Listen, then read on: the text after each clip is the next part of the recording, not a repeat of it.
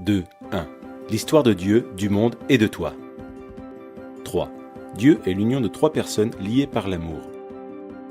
Au commencement, ils étaient trois, le Père, le Fils et le Saint-Esprit.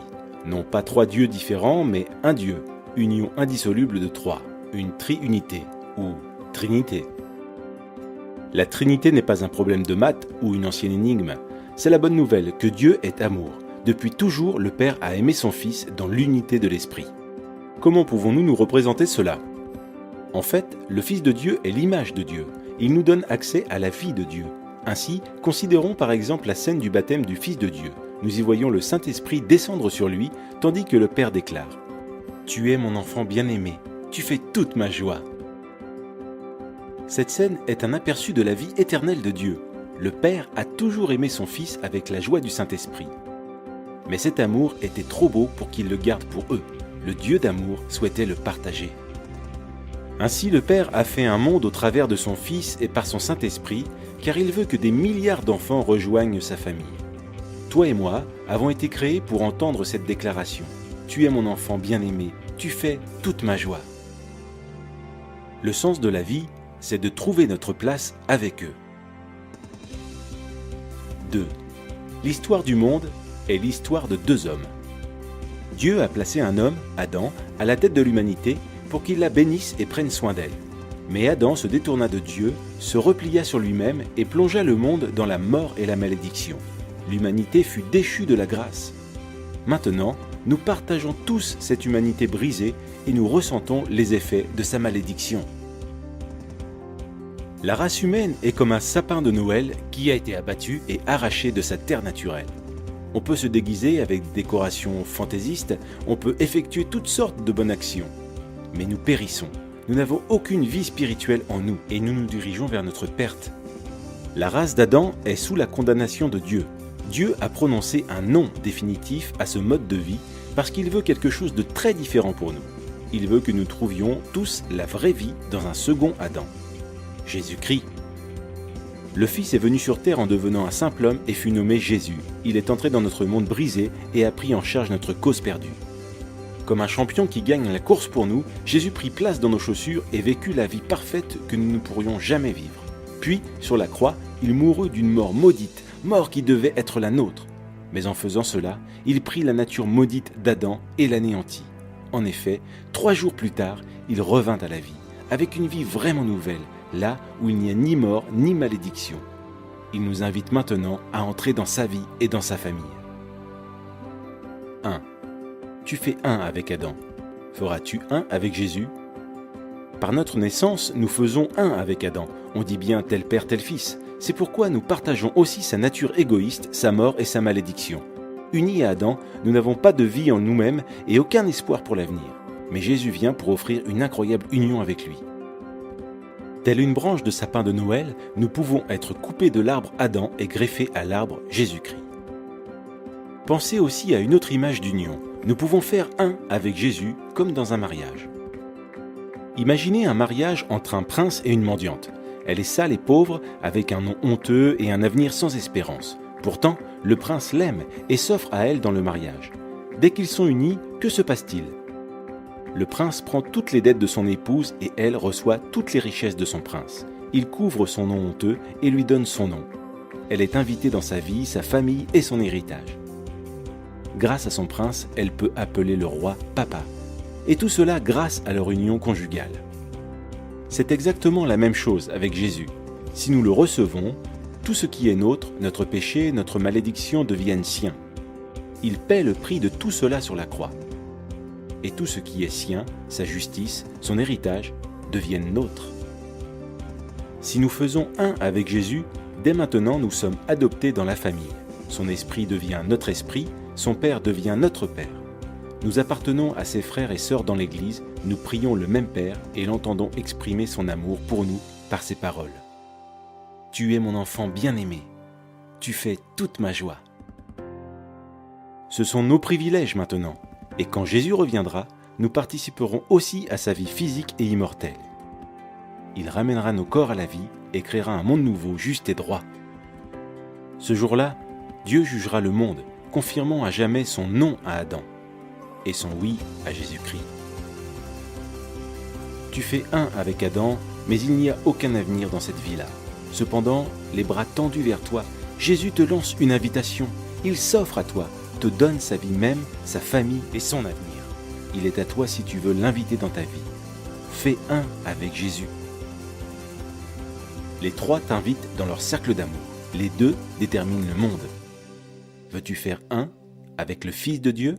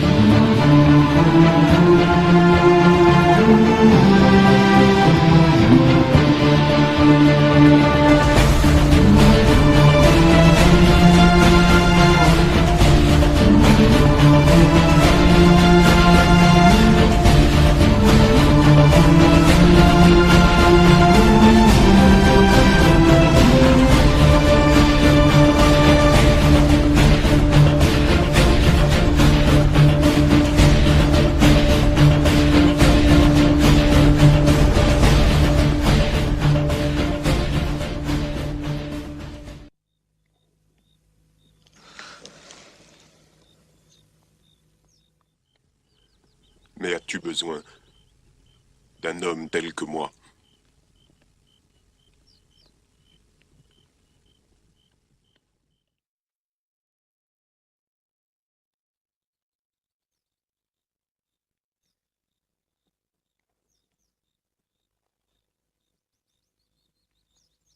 On reconnaît un arbre à ses fruits.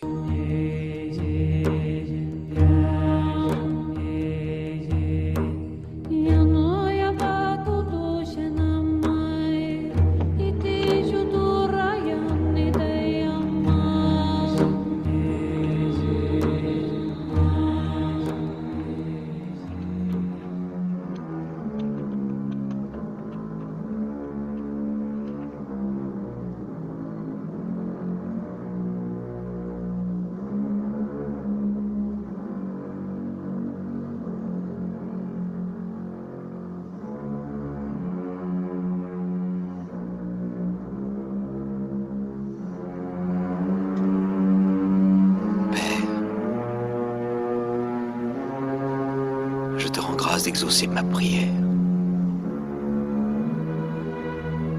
Car maintenant, cette foule qui m'environne pourra croire que je suis la résurrection et la vie. Et quiconque vit et croit en moi, jamais ne mourra.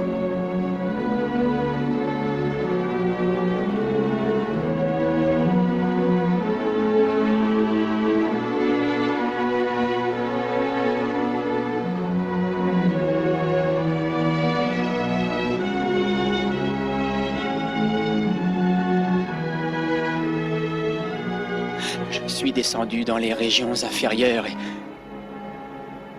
mais tu m'as ramené à la vie.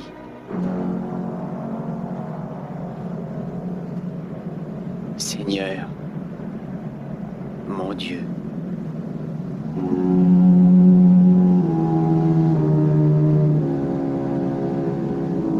Lazare! Lève-toi!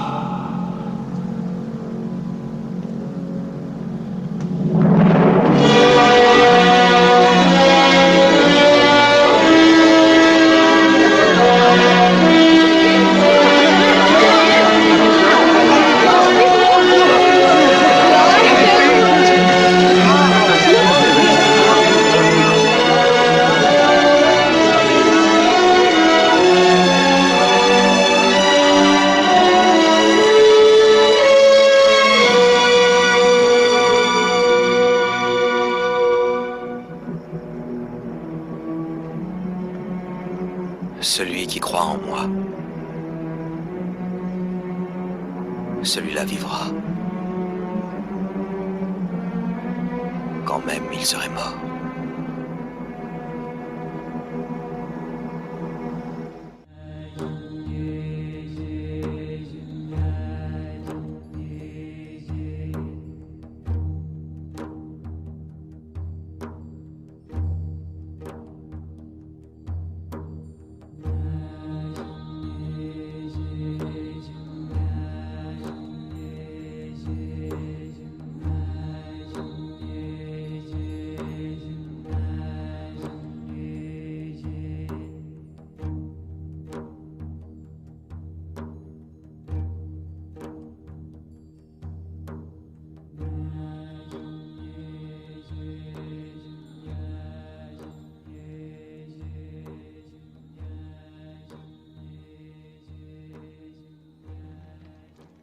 Et vous, qui dites-vous que je suis?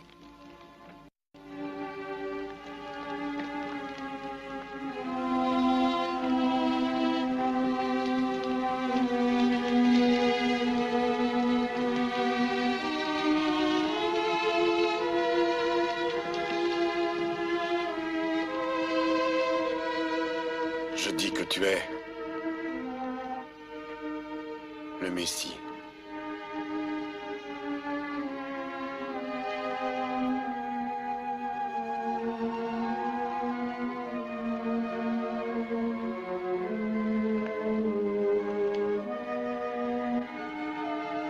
Le Fils du Dieu vivant.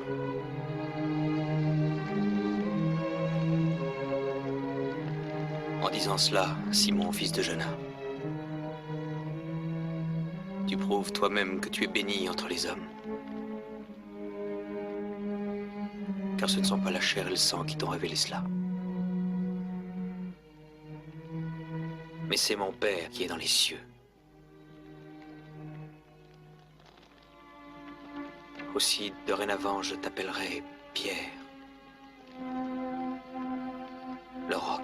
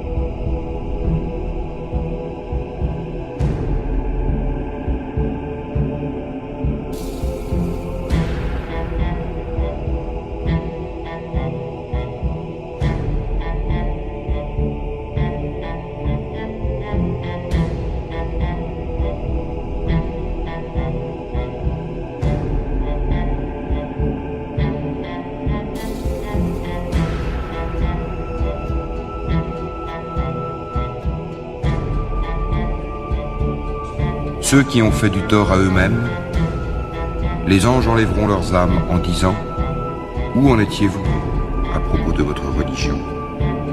Nous étions impuissants sur terre, dirent-ils. Alors les anges diront « La terre d'Allah n'était-elle pas assez vaste pour vous permettre d'émigrer ? Voilà bien ceux dont le refuge est l'enfer. Et quelle mauvaise destination ! À l'exception des impuissants, hommes, femmes et enfants, incapables de se débrouiller et qui ne trouvent aucune voie, à ceux-là, il se peut qu'Allah donne le pardon. Allah est clément et pardonneur.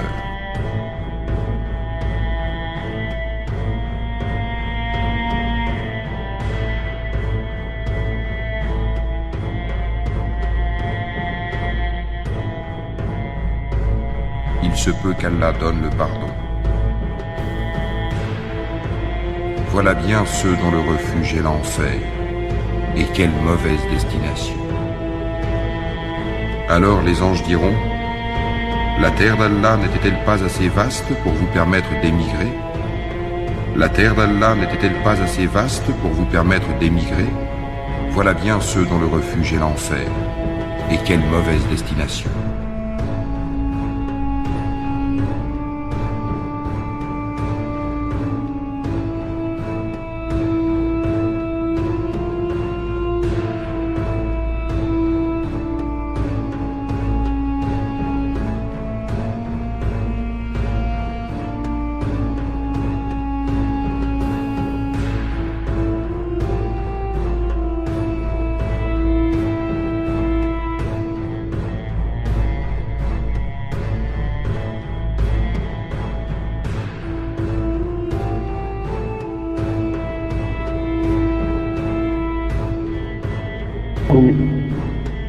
أيها الأخوة والشباب وأنتم في ديار الكفر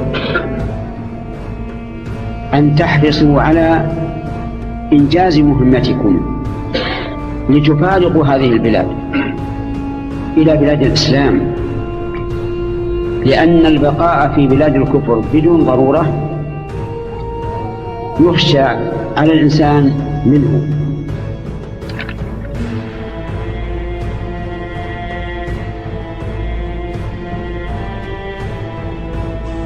فضيلة الشيخ وفقكم الله، يقول هل يجوز التجنس بجنسية الكفار البلاد الكافرة؟ لا، حرام.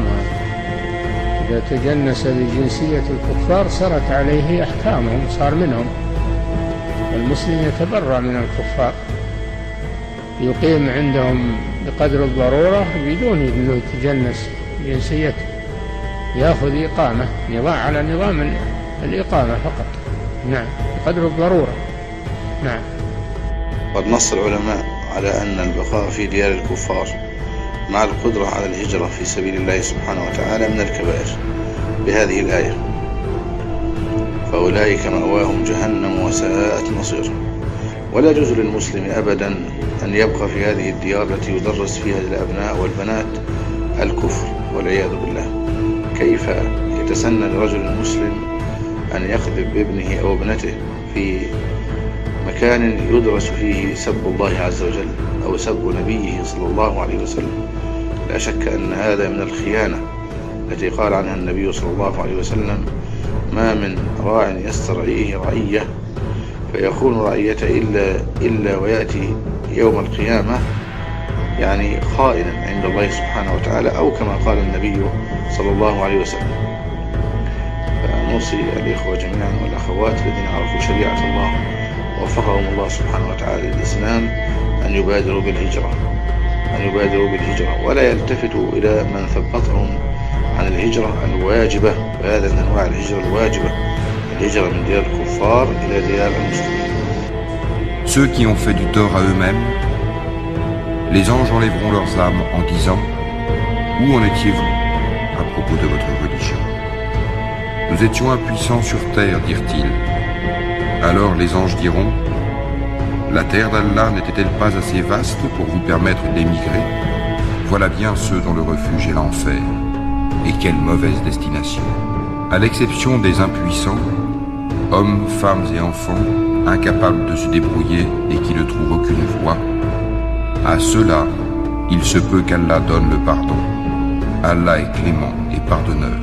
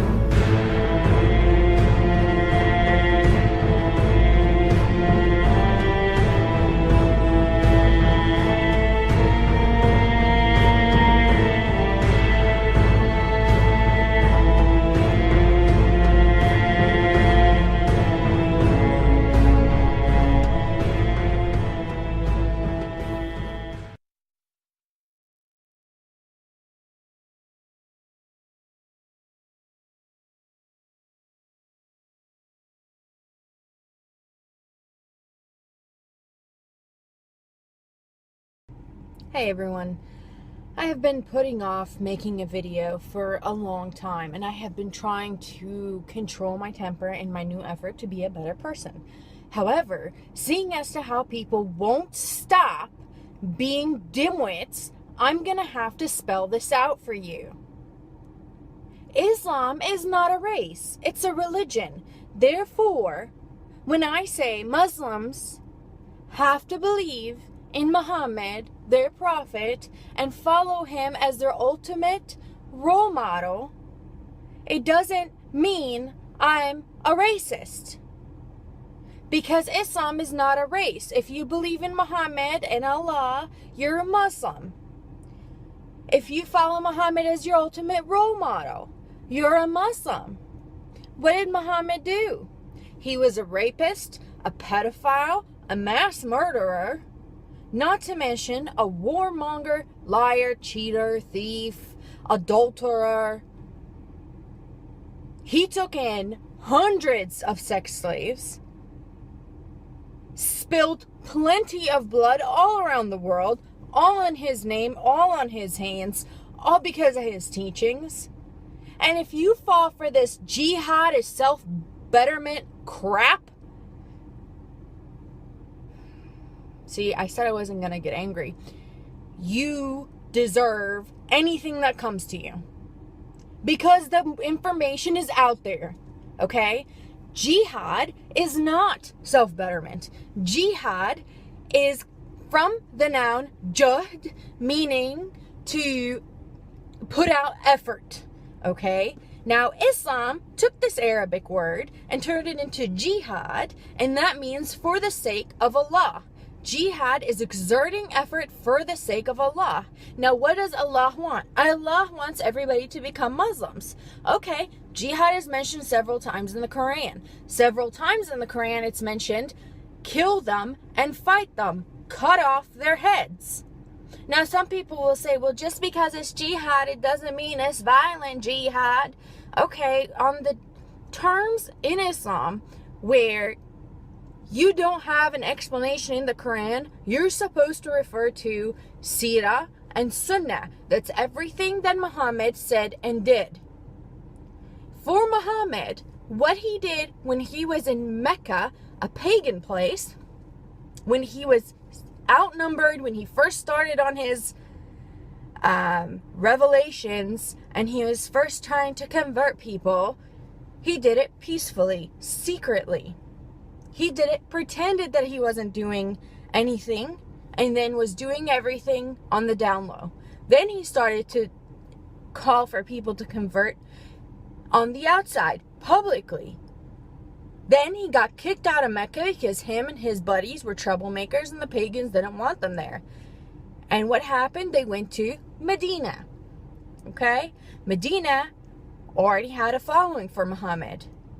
That was the last time Muhammad ever ever called for anybody to convert in a peaceful manner.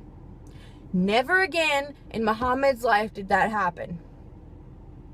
After that, it was war, it was murder, it was sex slaves, it was craziness. You want an example? Bani Khaybar was a village next to Al-Madinah. Muhammad had a dream where one of the women from Bani Khaybar, they were all Jews, had poisoned his water. So the best solution that he could find, this is the Muslim role model, was to go in there and kill everybody and take the women and make them sex slaves. Jawari or a Jariya. That's what they're doing to the Yazidi and Christian women in Syria, in Iraq, by ISIS or ISIL. This is what's happening. They're not bad Muslims. They're perfect Muslims. I have never seen more devout Muslims in my life. And I grew up as one. In the Middle East. By a family that was well known to be very lenient in their religion. Growing up, none of my aunts had wore hijab. None of them prayed 5 times a day. My dad, if you look at him, he wears shorts, he's got necklaces, he's very westernized. But let me tell you, Sharia law is real, jihad is real, and it's not self-betterment. Muslims believe that it's more merciful to kill a non-believer because it is better for them to die than it is for them to live a life outside of Allah and outside of Islam. So no, for the person that said saying that all Muslims are terrorists is like saying all Italians are in the mafia, you're a dimwit. Italians are a race. They're a country. They come from a country. They're not a religion. They're not a belief system. So get over yourselves and start educating yourselves. And to everybody else who's talking about Islam getting taught in schools, I have to say this. I have no problem with Islam getting taught in schools. Make sure you actually teach about Islam. I don't want to hear anybody sugarcoating it. I don't want to hear anybody taking out parts that are inconvenient. If you're going to talk about Christianity, you can't teach about Christianity without teaching about Christ. You can't teach about Judaism without teaching about Moses. You can't teach about Buddhism without teaching about Buddha. Don't teach about Islam without talking about Muhammad, his 11 wives, his most favorite, the 9-year-old he used to take off the playground to go and have fun between her thighs. That is in Islam. You think that's inappropriate? You want me to read you some of the things in the Sirah and the Sunnah? It is nothing. This is nothing compared to what I was taught when I was 6 years old. You want to teach about Islam? Teach about Muhammad's sex slaves. Teach about slavery that was spread around the world by Islam. My Black American people, y'all are mad about it? Those are the people that spread slavery. Their merchants are the ones that spread slavery all around the world. They're the ones that still have over 20 million black slaves in Muslim countries and nobody's talking about it. Feminists get so worried about not getting equal pay, which is a myth, that is ridiculous because they're not worried about women getting stoned and killed and butchered in Muslim countries. They're not worried about Yazidi little girls that are getting taken as sex slaves.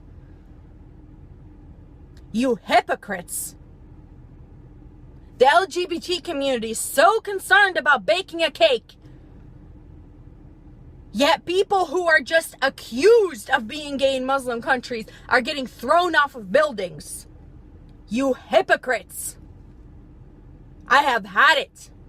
If you want to learn, don't come up and challenge me about and give me one incident where a Muslim did one good thing and ignore 1,400 years of violence. You want to know where the Quran talks about jihad? Read the Quran. You want to know about Sunnah and you want to know about Sira, read them. They're there. If you have any questions, ask me. I am more than happy to answer.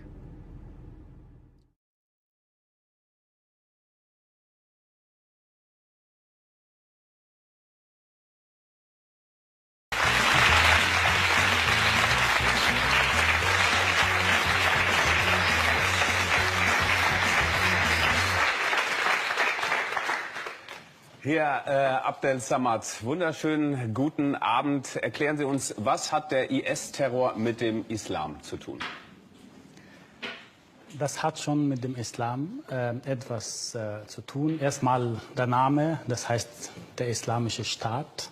Diese Bewegung beruft sich auf den Islam, zitiert die Biografie des Propheten, die Art und Weise, wie der Prophet mit den Ungläubigen umgegangen war und sieht das als Vorbild, zitiert mehrere Passagen aus dem Koran, die Gewalt gegen Ungläubige rechtfertigen. Die Enthauptung von Ungläubigen wird auch zweimal im Koran erwähnt. Es ist die Ideologie, der Traum, die IS-Leute versuchen, eine Gemeinde aufzubauen nach dem Vorbild der ersten Gemeinde des Propheten und kopiert eigentlich haargenau das, was im 7. Jahrhundert passiert ist. Eroberungskriege, Verteufelung von Andersgläubigen oder Ungläubigen und Enthauptung von Ungläubigen mit dem Ziel der Weltherrschaft. Gibt es einen Islam ohne Islamismus? Wir haben fast 57 islamische Staaten weltweit. Wir haben auch Hunderte von anderen islamischen Gemeinschaften, die in Europa und Nordamerika und Australien leben. Und nirgendwo ist das Islamismus frei. Das heißt, der Islamismus ist ein Bestandteil des Islams und gibt es in jedem islamischen Land und ist eine starke Gruppe. Vielleicht ist es die Minderheit in der Gesellschaft, aber die lautstarkste Minderheit, die aktivste Minderheit in der Gesellschaft. Und somit ist die Mehrheit für mich irrelevant, weil sie zu wenig dagegen tut. Und wenn es Sie wirklich wütend macht, wenn Menschen den Islam so sehen, dann macht mich auch wütend, macht viele Menschen in diesem Lande wütend. Ich glaube gar nicht, dass es eine Minderheit im Netz ist, die diese Position so sieht, sondern das ist über die Hälfte der Menschen in der Gesellschaft. Und sie haben die Nase gestrichen voll von dieser Verniedlichung des Islam in jeder Gelegenheit, Verharmlosung und unter den Teppich kehren.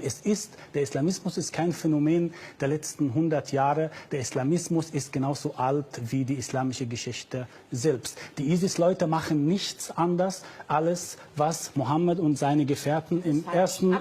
lassen Sie mich bitte ausreden, Sie haben fast eine Viertelstunde im Alleingang gesprochen, jetzt rede ich bitte. Ja, ich kenne Ihre Taktik. Sie machen das in jeder Sendung, immer unterbrechen. Okay, bleiben wir bei den Argumenten. Bei den Argumenten, hat Mohammed seine Gegner enthauptet oder nicht? Steht das nicht in der Biografie des Propheten, in Sahih al-Bukhari oder nicht? Ja oder nein? Sagen Bukhari, Sie. Ja, ich antworte Ihnen. Bukhari und Ibn Ishaq sind für mich nicht der Koran. Wenn diese Überlieferungen dem Koran widersprechen, haben sie für mich keine Gültigkeit. Im Koran Sie sind steht, nicht authentisch.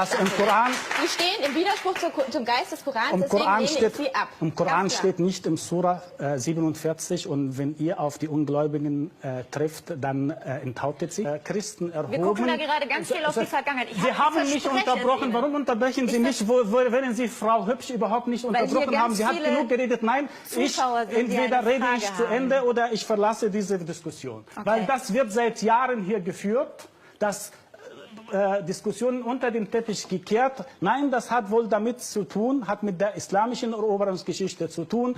Damals wurden auch Christen in Syrien und Irak der Wahl gestellt, entweder konvertieren sie zum Islam oder bezahlen sie Kopfsteuer oder werden sie getötet. Und die ISIS-Leute haben das auch fortgeführt. Das ist aber die islamische Geschichte, das steht im Koran. Es gibt 25 Verse im Koran, die direkt Tötungsbefehle von Gott auf Ungläubige stehen. Die Enthauptung von Ungläubigen werden zweimal im Koran genannt. Und Sie kommen hier und sagen, das hat mit dem Islam nichts zu tun. Kein Wunder, dass viele Menschen in diesem Land verunsichert sind. Nicht nur, weil die Terroristen solche Gräueltaten begangen, weil so vermeintlich liberale Muslime das unter den Teppich kehren und somit auch den Fundamentalisten den Rücken stärken. Ich kritisiere, dass man die Angst dieser Menschen immer als Islamophie bezeichnet, denn Phobie ist eine Krankheit und diese Menschen sind nicht krank, sie haben berechtigte Ängste, wenn sie das sehen, was nicht nur in der islamischen Welt passiert, sondern hier in Deutschland, was sie sehen, was in Großbritannien passiert. Und diesen Leuten sage ich eigentlich, wachsam bleiben, engagiert bleiben, ihre Kritik äußern, auch wenn die Politik das manchmal versucht, unter den Teppich zu kehren. Herzlichen Dank für all Ihre Antworten.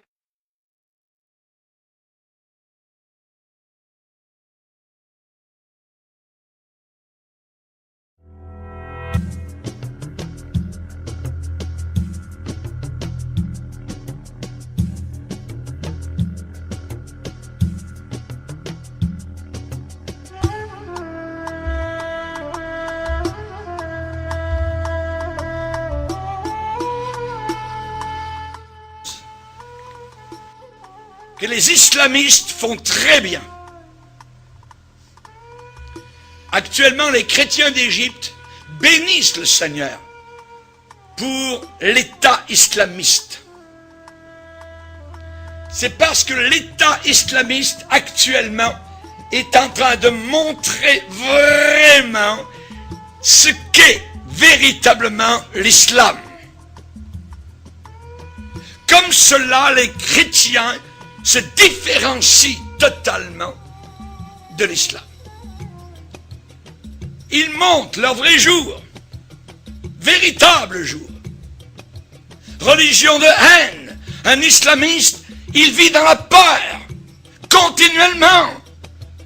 On peut lui couper la tête, on peut lui couper les mains au nom de son Dieu Allah, qui est un faux Dieu, qui est un démon. Il se regarde le visage dans le miroir, il a peur.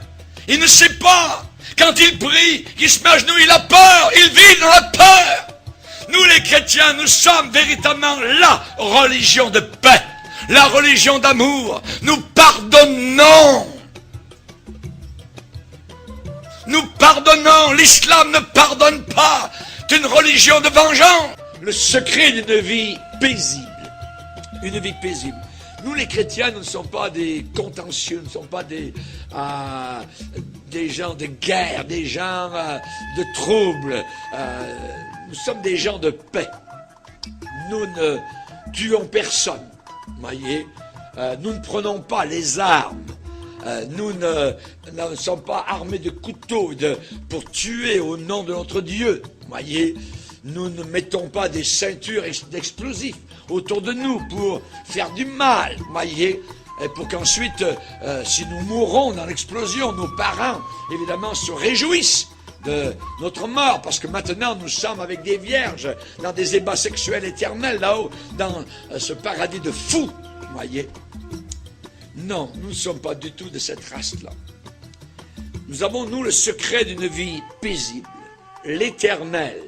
Pas Allah, l'éternel. Le nom de Dieu, c'est l'éternel. Ce n'est pas Allah. L'éternel est mon berger.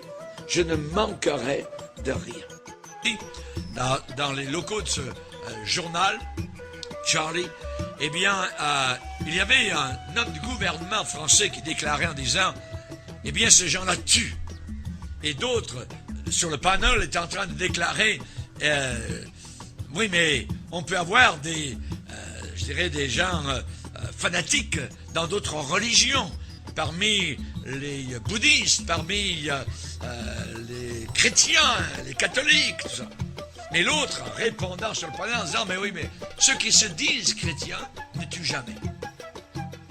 Ils ne tuent pas. Ils peuvent être têtus, ils peuvent croire à toutes sortes de folies, mais tandis que les islamistes tuent. Au nom de leur Dieu, au nom de Allah. Nous, chrétiens, nous avons une façon de vivre. Et lorsque des musulmans lisent la Bible, ce qui leur est interdit normalement, arrive à Matthieu chapitre 5, où Jésus dit « Aimez vos ennemis. Priez pour ceux qui vous haïssent. » Le musulman est totalement étonné devant ce que Jésus demande. Parce que dans son livre à lui, nous le verrons durant la conférence, la fameuse conférence, et elle va être sur Internet, ça s'appelle « Le Coran et le Christ. Ceux qui nous écoutent actuellement peuvent aller voir donc sur Internet le Coran et le Christ, et vous allez voir donc ce que le Coran déclare et ce que la Bible déclare. Si vous descendez dans le Coran, vous descendez dans un enfer. Quand vous lisez la Bible, vous prenez une bouteille d'oxygène céleste, de pardon, de libération, voyez. Alors que l'intégrisme islamiste, eh bien, assujettit des peuples entiers sous la férule des démons et de Satan.